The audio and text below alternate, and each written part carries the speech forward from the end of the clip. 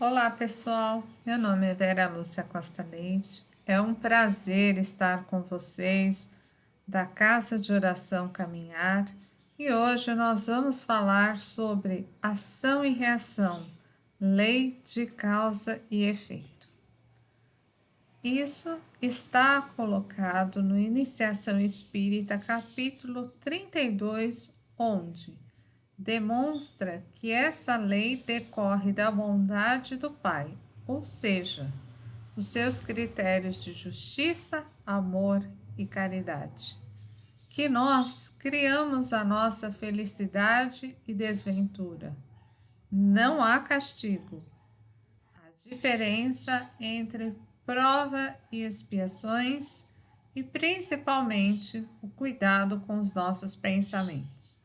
No decorrer aí das nossas reflexões, vamos então esmiuçar esses tópicos. Quando falamos em lei, pensamos no Código de Hammurabi, que veio desse imperador ali da Babilônia, do primeiro império, onde ele trouxe o primeiro código de leis escritas. A mais famosa, recorrente até os nossos dias atuais, é olho por olho e dente por dente. Aí vocês veem a foto do gatinho, atirei o pau na dona Chica, aqui se faz, aqui se paga. Para muitos de nós, ainda com o instinto primitivo, essa é a diretriz, a lei que rege muitas de nossas decisões. Mas veio no período lá de 1800, 1700, a lei de Newton. E ela fala desse critério de ação e reação. Olha, o que é isso? Se você tem uma ação, você vai ter uma consequência, ou seja, eu estou caminhando, veja, a minha ação de caminhar faz com que eu siga um percurso, que eu movimente as minhas pernas, que eu saia do lugar. Então, eu quebro a inércia e passo a realizar algo. E quanto à lei de justiça segundo o Espiritismo, vejam que é interessante que no Evangelho, quando traz esta lei, justiça, amor e caridade, é um tópico que as pessoas não refletem muito. Elas comentam mais sobre o amor e a caridade e esquecem o critério da justiça. Vamos lá, como é que é isso à luz da doutrina? O verdadeiro homem de bem, ele cumpre essa lei na sua pureza. Então, por exemplo, muitas vezes, num local de trabalho, se eu tenho um conhecido, alguém que eu gosto, eu concedo mais privilégios, seja às vezes por coisas banais, um horário de café, a tolerância em determinadas situações que talvez com outro colaborador que eu não tenho vínculos, eu não tenho essa tolerância. Nós não somos imparciais, nós ainda temos o amor de panelinha, então os nossos critérios são moldados por estes requisitos. Eu observo o outro, por exemplo, é meu filho. Eu recordo que há pouco tempo eu assisti um filme, chama Matilha, mas tem um outro nome lá, que é espanhol. E o que aconteceu? Havia uma brincadeira muito similar à baleia azul. Havia desafios entre os jovens. E a policial que estava pesquisando essa questão, ela tinha um filho adolescente, que ele sofria bullying na escola. Então ele entrou nesse jogo. E um dos desafios era marcar uma mulher que depois eles iam abordar. Como ele não tinha conseguido realizar a tarefa, outros tinham, ele foi dormir na casa de uma amiga da policial, amiga e parceira, colaboradora ali no trabalho, e ele dormiu e a menininha que ele tratava como irmã, ele marcou a menina. Como era para tirar foto só dessa parte aqui do pescoço, ele fez isso. E de manhã, a mãe que estava investigando, sabia das consequências desse jogo, uma série de coisas, ela ficou enlouquecida. Queria saber onde foi que a menina permitiu que acontecesse aquilo, desconfiou do pessoal da creche, foi assim uma loucura. Enfim, resumindo, quando chega a parte que ela descobre que é filho da policial e ela confronta, a própria mãe descobre que o filho fez isso, ela vai em cima, ela quer bater nesse jovem, porque ele violou a confiança dela, da casa dela e de tudo mais, e havia toda uma história aí por trás. Enfim, mas a policial ela se coloca na frente e fala assim: meu filho é criança. E a outra diz: ele tem 15 anos, ele sabe que é certo e errado. E ele fez algo sem o consentimento da minha filha, por conta de um jogo. Enfim, gente, essa cena para mim foi muito marcante, porque mostra claramente que quando você pisa no meu calo, a minha reação é outra. Eu posso de fora dar palpite na vida do outro, falar sobre como ele deve proceder, mas quando é a minha vez, eu vou argumentar, eu vou justificar. Diante de Deus, essa lei ela é muito clara, correta. Se eu fiz, então eu vou ter que me ressarcir através dessa lei. Não importa quem eu era, não adianta justificar. A minha consciência, que é onde está escrita essa lei, ela vai me cobrar o ressarcimento de tudo. Sim, aí fala em todas as épocas, todos nós seremos irmãos. E nessa questão aí do Livro dos Espíritos, a 743, todos seremos irmãos, isso implica a natureza também. Implica aquela pessoa que eu só engulo, que eu tolero, mas que eu não amo. Os nossos laços de família, que são verdadeiros desafios para nós, dentro do nosso cotidiano, da nossa existência, eles são o nosso laboratório, porque ali, ora, eu estou recebendo alguém que já foi um desafeto para eu transformar em afeto. E muitas vezes há laços entre vários membros da família e um, como diria um amigo espiritual, alguém encardido, que ele vem para que possamos exemplificar, possamos amparar. Mas, em geral, é porque nós, muitas vezes, promovemos a queda dessa pessoa. Nós não somos anjos. Veja que na escala espírita, se estamos ainda no mundo de provas e expiações, é porque é o nosso aprendizado, é o nosso hospital, é a nossa prisão, é o nosso educandário de amor diante das leis de Deus, que quebramos diversas e diversas vezes e temos a oportunidade. Não é castigo, é a chance do aprendizado. O que é que determina os nossos direitos? Da lei, temos a lei humana e a lei natural, como eu falei, que é a lei de Deus, onde não há diferenças em ricos, em pobres, em cor de pele, em localidade, em tempo, espaço ou galáxia. Ela é igual em todo o universo. Aqui em Marte, em Júpiter, a lei é a mesma. Vejamos, pensamento e suas consequências. Nós muitas vezes desdenhamos a questão do pensamento. Acreditamos, olha, o pensamento é a única coisa que eu tenho em secreto. Mas muitas vezes, quando começamos a tramar, é através desse pensamento. Por quê? Pensamento é energia. tudo no ser humano é energia. Então, se eu reflito assim, puxa, aquela pessoa recebeu uma promoção, por que eu não recebi?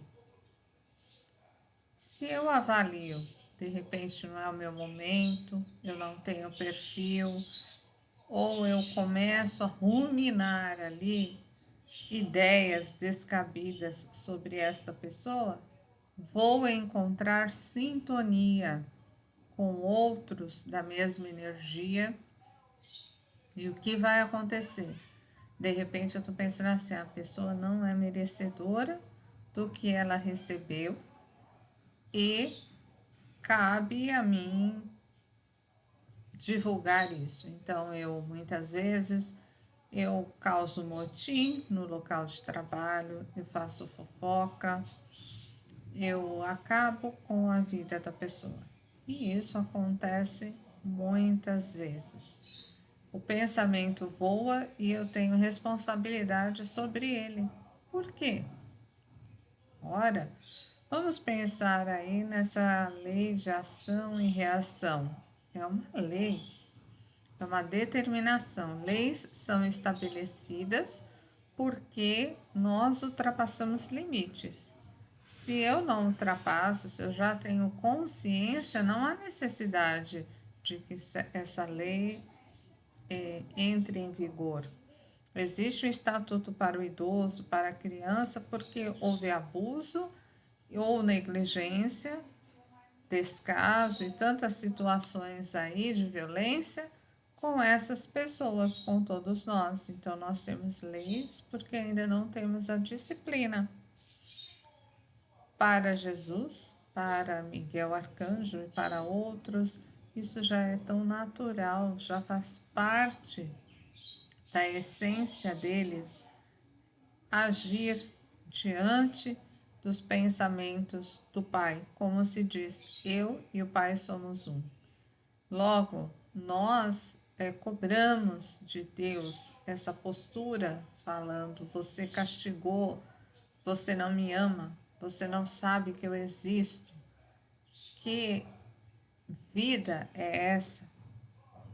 Bem, reclamar é uma dos requisitos aí que nos atrapalham. Nós olhamos o fel, não o mel, não a gratidão de que despertamos, temos saúde, temos possibilidades todos os dias, que somos dotados de talentos. E constantemente vêm pessoas mostrando a superação, seja no esporte, seja numa condição de vida menos favorável, por exemplo, pessoas que conseguem se erguer através do trabalho, do empreendimento, da boa administração de seus recursos físicos e espirituais. Hoje nós temos a inclusão de PCDs, de pessoas com algumas limitações físicas e até mentais, mas que elas demonstram mais perseverança, garra do que alguns que estão ali, digamos, com a máquina física completamente equiparada. Então, vamos falar assim: o que é a prova, o que é a expiação? Se eu tenho um aluno na escola que ele foi reprovado porque ele não fez a tarefa, porque ele colou, fez a tarefa errada, então para ele, dentro da revolta, ele estará espiando. É um castigo, entre aspas, é uma penitência estar ali. Mas ele foi reprovado, ele terá que refazer. Para outros, eles são testados. Puxa, eu me aprimorei e agora eu quero mostrar, eu quero provar a mim mesmo que sou capaz. Recentemente eu li um livro falando sobre Anália Franco, o espírito Anália Franco. E ela, nesse livro, da Sandra Carneiro, mostra que a Anália ela veio de Júpiter. Então ela já estava num planeta feliz. Veja, a gente está aí lutando dentro desse momento de transição planetária para alcançar o patamar de regeneração. E ela já estava num planeta feliz em Júpiter. Pediu para colaborar com Cristo e veio no primeiro momento uma personagem Esther, que tem lá na Bíblia falando dela, tem a história dela, é bem interessante, foi uma das histórias assim que sempre me cativou bastante. E ela, por que foi importante o papel dela naquele momento? Porque iam exterminar os judeus, a linhagem de Davi, para que o Cristo não tivesse oportunidade de nascer. Então, o papel dela em vários momentos da história foi fantástico. E é um espírito com cabedal de conhecimento, mas vem se colocar à prova aqui. Eu lembro bastante do livro Renúncia, de Chico e Emmanuel, que Alcione, embora esteja também lá num lugar, um planeta muito melhor, ela vem para auxiliar um afeto. Prova, gente. Acredito que nosso anjo da guarda, a tarefa de cuidar de cada um de nós é uma prova. Porque em determinado momento da vida, eles estiveram caminhando conosco e de repente os nossos pensamentos se modificaram. Nós continuamos ali num caminho inadequado, equivocado, e eles alcançaram outro propósito, mas não nos deixaram para trás. Continuaram a buscar, a promover esse progresso para cada um de nós. Enfim, pensamentos e suas consequências. Às vezes nós ouvimos assim, tem um pensamento positivo, e o outro fala, mas isso é bobagem. Puxa, mas Jesus dizia, a tua fé te curou. E a fé nada mais é do que esse pensamento, essa clareza de confiança de que é possível e vai acontecer, é uma certeza. Bem, vamos ver o que a física quântica fala sobre isso. Existe um experimento na física quântica que chama-se dupla fenda. Resumindo, o que aconteceu? Eles queriam analisar o elétron. Então, eles notaram que quando eles colocavam uma câmera, um equipamento para observar e registrar o comportamento do elétron, o comportamento dele mudava. Peraí, mas é só um elétron. E aí o que aconteceu? Eles podem pesquisar isso na internet, mas chegaram à seguinte conclusão, de que o observador não está separado do objeto que ele está observando. Gente, eu vou falar isso de uma forma bem simples. Se eu estou num lugar e eu começo a olhar fixamente para alguém, vai ter um momento que a pessoa vai olhar de lado e falar assim, ó, estou com a sensação de que alguém está observando. Ou seja, a energia que eu transmito através do olhar, ela é absorvida por alguém. Várias vezes, quando entramos em alguns lugares, sentimos o acolhimento ou o desprezo de alguém. Às vezes até entortamos ali o passo. Enfim, a conclusão que chegou foi o seguinte, que nós influenciamos a matéria que tocamos. Bom, quem já estudou dentro da doutrina espírita, a psicometria, nós sentimos as energias dos objetos, inclusive quando procura-se determinados segmentos religiosos, a pessoa fala assim, traz uma foto, traz uma roupa, porque ali está o magnetismo, a energia da pessoa. Eu influencio o mundo que eu vivo.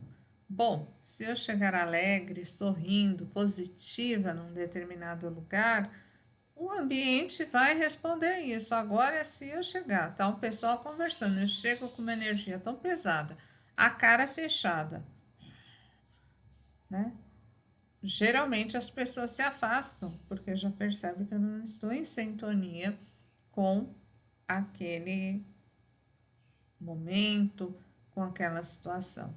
Eu crio a minha realidade. Isso acontece demais.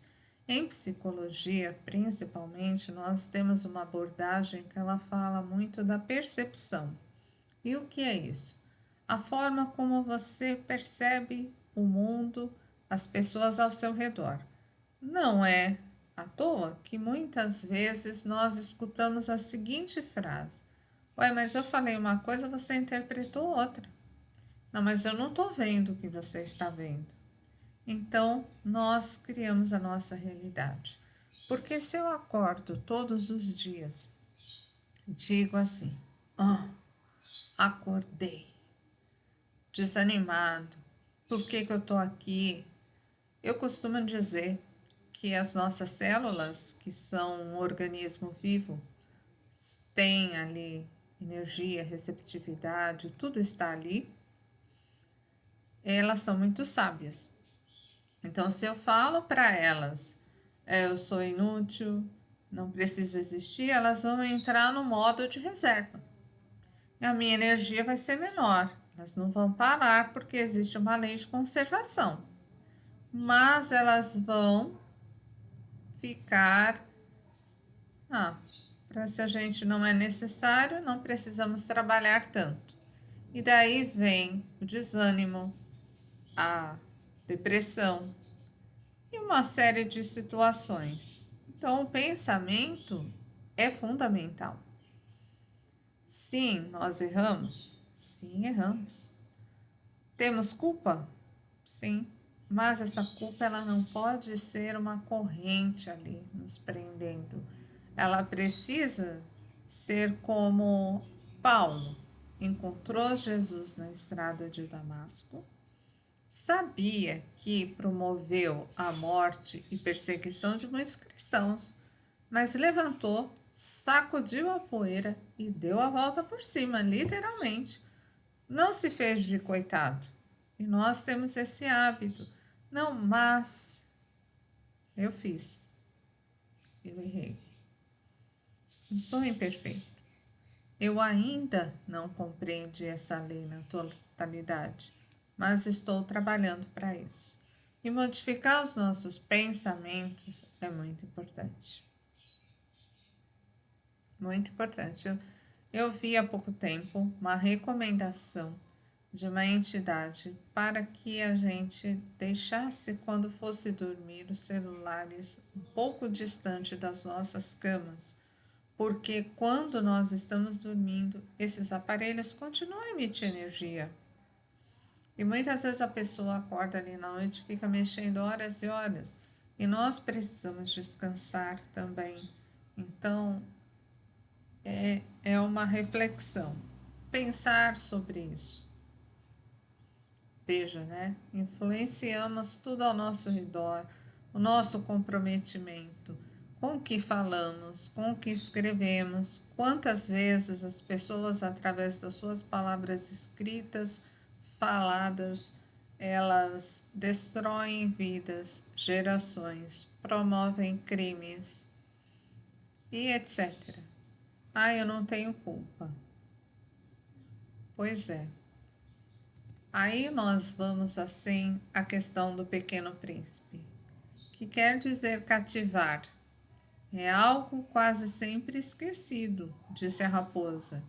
Significa criar laços. Então, na literatura infantil, nessa fantástica obra que é o Pequeno Príncipe, certamente inspirada pelo plano maior, está aí posto, colocado, em outras palavras, a lei de ação e reação, a importância de ser responsável pelo que você cativou, entender que, quando, por exemplo, muitos hoje estão assim, poliamor, ficante, Mas tudo isso tem um retorno. Eu não crio laços, eu não invisto. Uma das instituições principais para nós é a família, e é a instituição que ela está assim fragilizada, mas nós vamos fortalecê-la através da fé, do compromisso, de que todos somos importantes, de que cada um, encarnado ou desencarnado, tem o seu papel. E isso é outra ilusão que criamos, de que pós-morte tudo vai se resolver magicamente. Não acontece assim. Nós temos livre-arbítrio, temos razão, a capacidade de decidir sem restrições. Mas é algo que, né, Deus nos deu esse presente, mas eu sou responsável pela força da lei de causa e efeito. Nós nos vemos diante de provas e diante de expiações, ou seja, as expiações são resgates. Muitas vezes eu não quero reencarnar, eu não quero aceitar, perdoar. A responsabilidade, nós temos o hábito de terceirizar, de ignorar. E nós vamos percorrer esse caminho até atingir um grau que nos libere. Enquanto imperfeito, e assim somos, nós temos a opção de ser pusilânime ou resiliente. Olha, eu me senti no livro do André. O que é esse tal de pusilânime? Não perseverante, a preguiça. Nós temos preguiça. Desistimos ou nos acovardamos tantas vezes diante das dificuldades, nós damos para trás. E não é em decisões assim grandiosas, queremos atos heróicos, ser heróicos, fazer a diferença, mas nós fazemos as diferenças nos detalhes, no amor, na caridade, no perdão, na confiança no Pai, no estudo. Em tudo isso, nós fazemos a diferença. Que coisa maravilhosa, por exemplo, são as diaristas, o profissional da limpeza na nossa casa, no nosso local de trabalho. Quando entramos, está tudo ordenado, higienizado, que delícia. Então, cada um tem o seu papel. O administrador, que tem a mentalidade, a visão macro, e ele olha várias pessoas e promove o crescimento destas pessoas. Isso é fantástico. Ser resiliente é ser persistente, não desistir. Por mais difícil que seja a tarefa que nos aflige, sempre temos o amanhã. Sempre temos a vida pós-morte. Temos que ter planos para a vida aqui, a vida depois que morrer, e quem sabe na próxima encarnação. Se esses planos não se realizarem, tem problema. O GPS da espiritualidade recalcula a rota toda hora. Então, quais são as nossas possibilidades? O que eu estou plantando? O que eu quero colher? Vigiai e orai. Fortalecei-nos no Senhor e na força de seu poder. Efésios, capítulo 6, versículo 10. Vigiai e orai. Pai nosso, Senhor, não me deixei cair em tentação, mas livrai-nos de todo o mal. Para isso, eu preciso estar aberta a essa possibilidade, acreditar nessa possibilidade.